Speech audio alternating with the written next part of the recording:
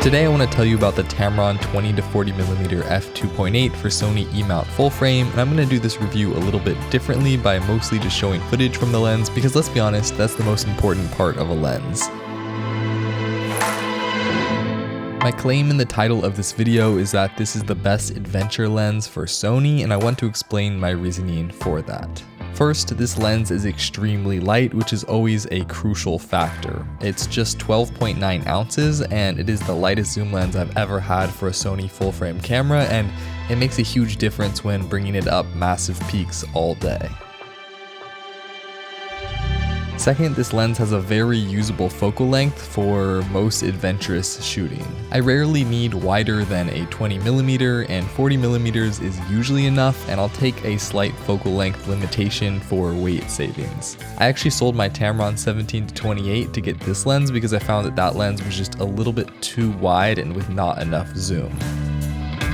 The third reason this is a great adventure lens is because it has pretty quick autofocus and is well weather sealed, allowing you to bring it in many different environments without having to worry about your lens getting damaged.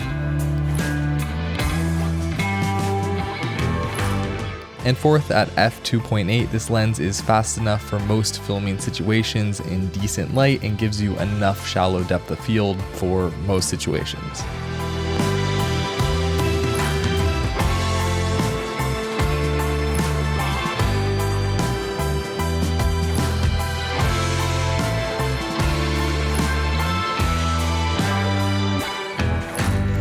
Okay, so here's a test of the autofocus and vlog-like capabilities of the 20-40mm at 2.8, and it looks pretty good. It's wide enough for general shooting, and it has relatively quick autofocus. If I point it away at something else, bring it back, it detects pretty quickly, and so that's a good sign, and I think it's the perfect focal length.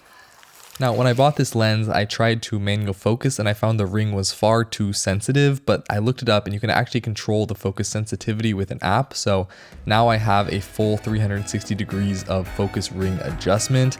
And the only bummer is I haven't been able to get the lens update section of the software to work, which is too bad.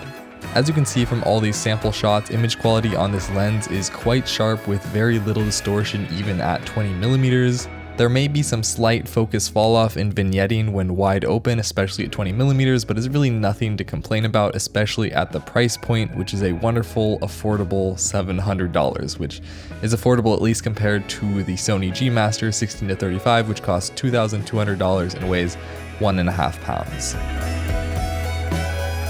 I've also been really pleasantly surprised by Tamron's minimum focus distance on this lens, and I found that at 20mm you have the closest focus distance and you can get almost macro-like shots and basically touch the lens to subject, so super cool there.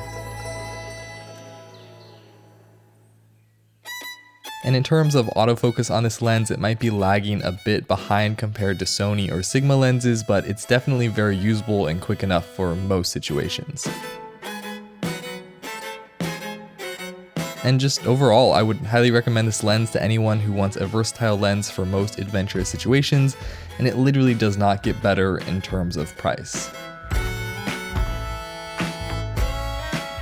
If you liked any of the music you heard in this video, check the link below and you can get 2 months free on our this annual plan. But with that being said, I hope you enjoyed this video and I will see you all next time.